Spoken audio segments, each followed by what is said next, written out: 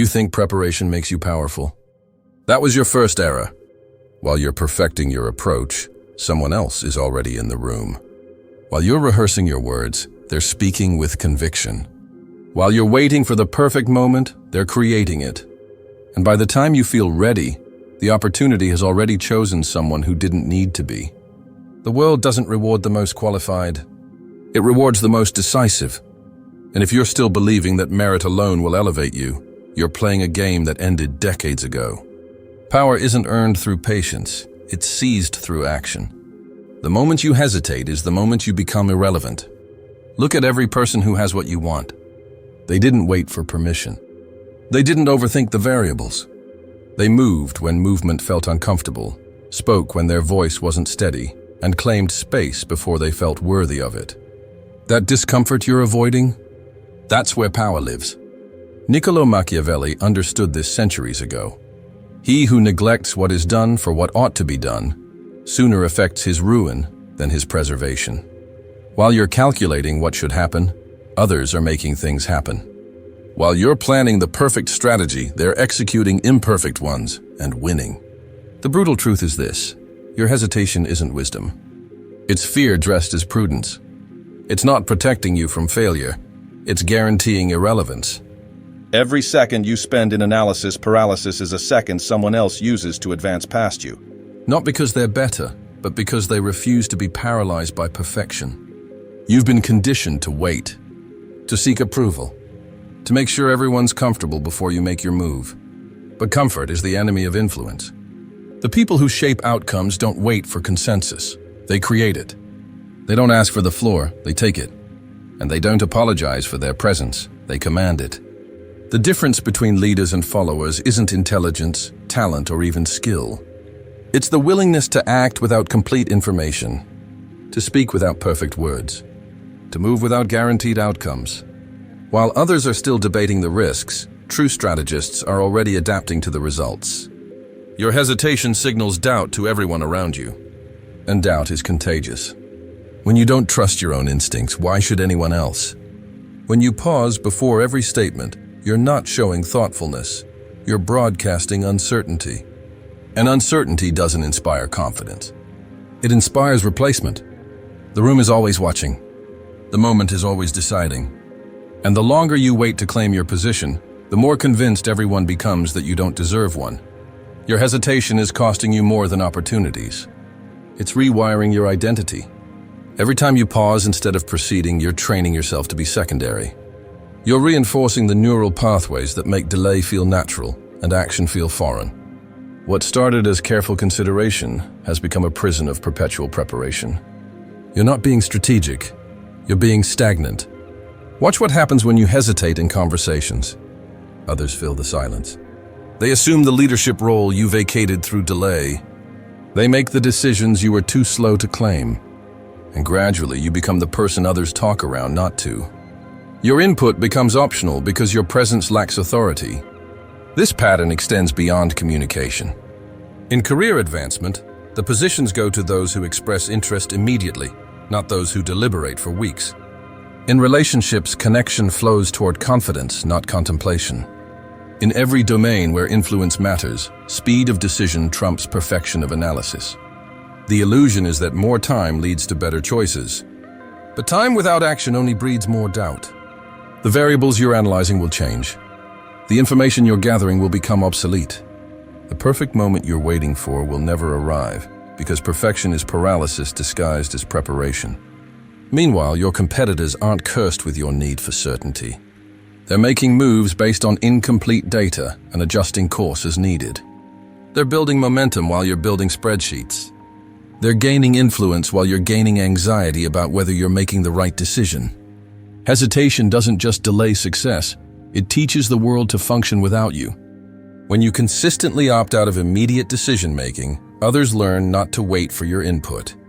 They develop systems that work around your delay. And eventually you discover that the game has moved forward while you are still reading the rules. The cost isn't just missed opportunities, it's diminished relevance. Because in a world that moves at the speed of now, those who require time to think are left behind by those who think while moving. Your careful consideration is being outpaced by their confident adjustment. You're not protecting yourself from mistakes through hesitation. You're guaranteeing that your biggest mistake will be inaction. Power begins the moment you make decisiveness your default mode. Not confidence, decisiveness.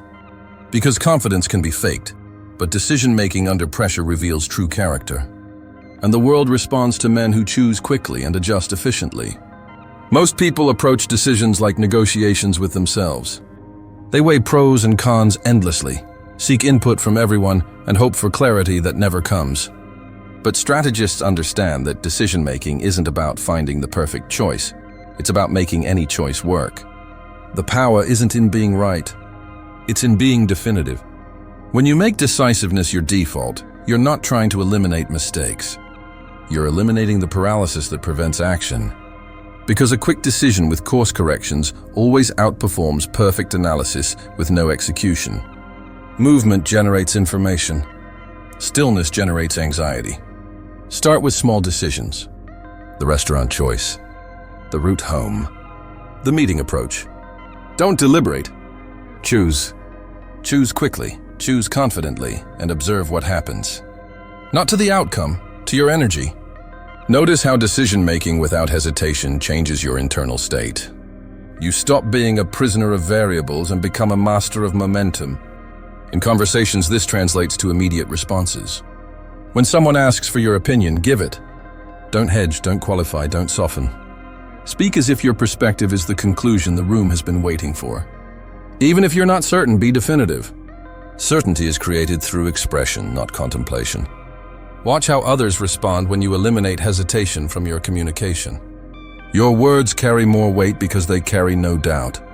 People lean in not because your ideas are perfect, but because your delivery is unwavering. They're not evaluating your logic. They're responding to your conviction. This doesn't mean being reckless. It means being responsive. When opportunities present themselves, you respond immediately. When decisions demand attention, you provide it instantly. When leadership requires someone to step forward, you move before others finish thinking about it. The key is understanding that most decisions are reversible. The job you take can be left. The investment you make can be sold. The relationship you enter can be ended. But the opportunities you miss through indecision are gone forever. The momentum you lose through hesitation compounds into irrelevance. Practice making decisions in real time during low-stakes situations. Which book to read? Which project to tackle first? Which person to call? Don't research. Don't deliberate. Decide and execute. Train your brain to move from question to action without the middle step of endless analysis. In professional settings, this becomes your competitive advantage. While others are scheduling meetings to discuss possibilities, you're implementing solutions. While they're creating committees to evaluate options, you're testing approaches. Speed of execution becomes your signature, and results follow decisiveness like gravity follows mass. But here's what most people miss. Decisiveness isn't about always being right. It's about always being ready to be wrong and adjusting quickly when you are. The decisive person doesn't avoid mistakes. He recovers from them faster than indecisive people make decisions. When you default to decisiveness, you're not just changing your behavior, you're rewiring your identity. You become the person who moves when others hesitate, who speaks when others whisper, who leads when others wait for permission. And that shift in identity creates a shift in how the world responds to you. People start bringing decisions to you instead of committees. They seek your input not because you're always right, but because you're always clear. They follow your lead not because your direction is perfect, but because your direction is definite. And in a world filled with uncertainty, definite beats perfect every time. The transformation happens gradually, then suddenly. One day you realize that hesitation feels foreign. That delay feels like betrayal of your true self. That the old version of you, the one who needed time to think, has been replaced by someone who thinks while moving. This is the first pillar of strategic transformation, eliminating the gap between decision and action. When that gap disappears, so does the opportunity for doubt to intervene. You move from being someone who might do something to someone who does things, and that shift changes everything. The second pillar of power is emotional independence, the ability to maintain your internal state regardless of external circumstances. Most men are emotional hostages to their environment. Good news makes them euphoric. Bad news makes them spiral. Criticism makes them defensive. Praise makes them soft. That's not strength. That's vulnerability disguised as sensitivity. Emotional independence means your reactions belong to you. No one can trigger a response you haven't authorized. Your energy isn't available for public consumption. Your mood isn't determined by other people's behavior. You become psychologically untouchable, not because you don't feel, but because you control what you express. This starts with understanding that emotions are information, not instructions. When someone insults you, the anger is data about their perception and your boundaries. It's not a command to retaliate. When someone praises you, the satisfaction is feedback about social dynamics. It's not a mandate to soften your position. You collect the information and decide what action, if any, serves your interests. The emotionally independent man observes his feelings without being governed by them. He notices the surge of irritation when challenged, but doesn't allow it to dictate his response. He feels the warmth of approval, but doesn't alter his behavior to maintain it. His emotions inform his awareness, but don't control his actions. Practice this in small interactions first. Someone cuts you off in traffic. Notice the impulse to react, then choose not to. A colleague takes credit for your idea. Feel the frustration, then respond strategically rather than emotionally. Your partner tries to provoke an argument. Recognize the bait, then decide whether engaging serves your relationship or just their need for drama. The goal isn't to become emotionless. It's to become unpredictable. When people can't reliably trigger your reactions, they lose their ability to manipulate your behavior. And manipulation, subtle or obvious, is how most people attempt to control others. Remove that leverage, and you force them to deal with you on your terms. In professional environments, emotional independence becomes a superpower. While others are managing feelings, you're managing outcomes. While they're reacting to setbacks, you're adapting to new information. While they're celebrating victories, you're planning the next move. Your consistency becomes your brand, and consistency commands respect. But emotional independence goes deeper than just controlling reactions. It means your sense of worth isn't negotiable. Good performance doesn't make you valuable. You were already valuable. Poor performance doesn't diminish your worth. It provides data for improvement. External validation doesn't define you because your definition of yourself is already complete. This is where most people fail. They think emotional control means suppression. They bottle up reactions and call it strength. But suppression creates pressure, and pressure seeks release. True emotional independence isn't about hiding feelings. It's about processing them internally before choosing external expression. When someone disrespects you, you don't explode or submit. You assess. What are they revealing about themselves? What does this moment require from you? Is this worth your energy? Your response, if any, comes from calculation, not emotion. And calculated responses are always more effective than reactive ones. The emotionally independent man becomes a source of stability in chaos. Others come to him not because he has all the answers, but because his presence doesn't add to the drama. He doesn't amplify tension, he transforms it. He doesn't get pulled into emotional storms, he provides shelter from them. This transformation requires daily practice. Every interaction becomes an opportunity to choose your response rather than react automatically. Every challenge becomes a chance to demonstrate that your internal state isn't for sale. Every victory becomes a test of whether success will make you complacent or more focused. Over time, people start treating you differently. They can't push your buttons because your buttons aren't publicly accessible. They can't drain your energy because your energy has boundaries. They can't manipulate your emotions because your emotions are your private property. The most powerful aspect of emotional independence is how it affects your decision-making. When emotions don't cloud your judgment, you see situations more clearly. You respond to what's actually happening, not your feelings about what's happening. Your choices become strategic rather than reactive, and strategic choices compound into strategic outcomes. But here's the deepest level. Emotional independence frees you from the need to be understood. You don't need others to validate your feelings because you've already processed them. You don't need sympathy because you don't see yourself as a victim. You don't need agreement because your position isn't dependent on consensus. This is the second pillar of transformation, creating an internal environment that remains stable regardless of external conditions. When you achieve this, you become unmanageable through conventional means. And unmanageable people write their own rules. The third pillar separates amateurs from strategists, the ability to read people and situations without the distortion of personal bias. Most people see what they want to see, fear what threatens them, and miss what actually matters. But the strategic mind sees patterns, reads intentions, and anticipates moves before they're made. Reading people isn't about psychology textbooks or personality tests. It's about observing behavior without the filter of your own projections.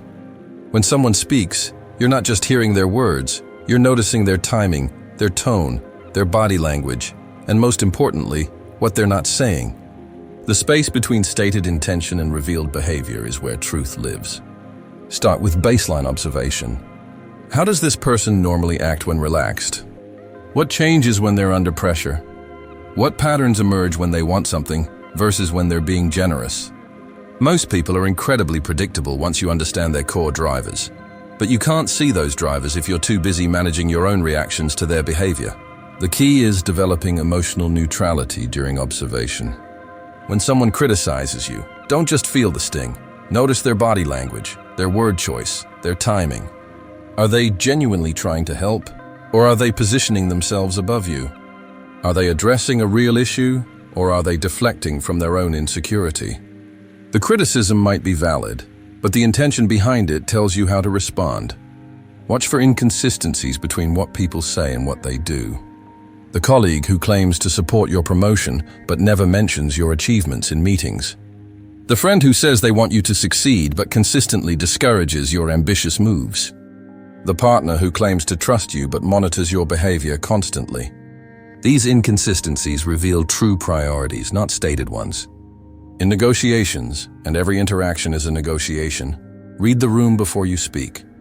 Who has real decision-making power versus who just talks loudly? What are the underlying interests beyond the stated positions? What would each person need to feel like they've won? Strategic reading means understanding the game being played underneath the conversation being had. Pay attention to timing. When someone chooses to deliver news, make requests, or create conflict reveals as much as the content itself. Bad news delivered on Friday afternoons. Important requests made when you're distracted. Conflict started right before deadlines. Strategic people use timing as a weapon. Recognize the weapon, and you can defend against it. Learn to distinguish between reactive and calculated behavior. When someone gets angry, is it genuine emotion or strategic intimidation? When they become helpful, is it authentic generosity or manipulation? When they withdraw, is it hurt feelings or tactical distance? Reactive people are predictable. Calculated people require deeper reading. The most important skill is reading situations independently of personal involvement. When conflict erupts, don't just focus on how it affects you. Analyze the system dynamics. Who benefits from the chaos? Who's using the distraction to advance their position? Who's remaining suspiciously quiet while others argue? The real move often happens while everyone's watching the obvious drama. In group settings, identify the actual hierarchy versus the stated hierarchy. The person with the fancy title might not have the real influence. The quiet person in the corner might be the one everyone actually listens to. The loudest voice might be compensating for the weakest position. Read power, not performance. Develop pattern recognition across different contexts. The same person who micromanages at work probably controls relationships the same way. The colleague who takes credit also probably shifts blame. The friend who gossips about others will eventually gossip about you. Patterns repeat because they serve the person's core needs. But here's the advanced level. Read what people need without them telling you. The insecure person needs validation. The controlling person needs predictability. The competitive person needs to win something. When you understand what someone needs, you understand their leverage points and your strategic options. This isn't about manipulation. It's about clarity. When you see people and situations clearly, you make better decisions about where to invest your energy, who to trust with sensitive information, and which battles are worth fighting. You stop being surprised by predictable behavior and start positioning yourself advantageously. Strategic reading also means recognizing when you're being read. The person asking innocent questions might be gathering intelligence. The colleague being unusually friendly might be setting up a request. The sudden interest in your personal life might be someone looking for leverage. Awareness flows both ways. The goal is becoming unreadable while reading others clearly. You reveal only what serves your interests. You react only when it benefits your position. You share information only when it creates advantage. Others see your moves but not your strategy. They know your position but not your plan. This creates a powerful dynamic. You understand the game while others are still figuring out the rules. You anticipate moves while they are still reacting to the last one. You position yourself strategically while they position themselves emotionally. The third pillar transforms you from someone who hopes for good outcomes to someone who creates them through superior understanding of human dynamics and situational leverage. The fourth and final pillar is the ultimate test, maintaining your power when everything is designed to strip it away. This is where most men fail. They build confidence in comfort zones, develop skills in safe environments, then crumble when real pressure arrives. But true sovereignty reveals itself not when things are easy, but when forces conspire to make you break. The ultimate test comes in many forms. The moment when standing your ground costs you relationships. When maintaining your standards means losing opportunities. When refusing to compromise your values creates immediate consequences. This is where your transformation from follower to leader is either completed or abandoned. Machiavelli wrote, "Everyone sees what you appear to be. Few experience what you really are." The ultimate test reveals what you really are when appearance is no longer enough. When your reputation can't protect you. When your past successes become irrelevant. When you must demonstrate power without any of the usual props. The test often begins with isolation. They'll try to cut you off from allies, resources, and support systems. They'll make you feel like you're overreacting, being unreasonable, or fighting battles that don't matter. The pressure will be subtle but relentless. Just give in a little. Just compromise this once. Just make this one exception to keep the peace. But here's what they don't understand. Your power isn't dependent on their approval. Your worth isn't determined by their acceptance. Your position isn't validated by their agreement. You've built something they can't give you and can't take away, internal sovereignty. And that sovereignty is about to be tested. When the test comes, you'll recognize it immediately. Everything will feel like it's at stake. Every instinct will scream at you to adapt, to bend, to find a middle ground. The rational mind will present compelling arguments for flexibility. The emotional mind will flood you with fear about the consequences of standing firm. This is the moment of truth. Not when you're comfortable and confident, but when you're isolated and uncertain. Not when the choice is easy, but when every option seems costly. Not when you have support, but when you stand alone. Your response to this moment determines whether your transformation was real or just another performance. The sovereign man doesn't seek to win this test through force. He wins through immovability, like a mountain that doesn't argue with the storm, but simply endures it. He doesn't need to prove his power because his power is self-evident in his refusal to abandon his principles under pressure. You'll be tempted to explain yourself, to justify your position, to seek understanding for your stance. Don't! Explanation signals doubt. Justification implies you need permission.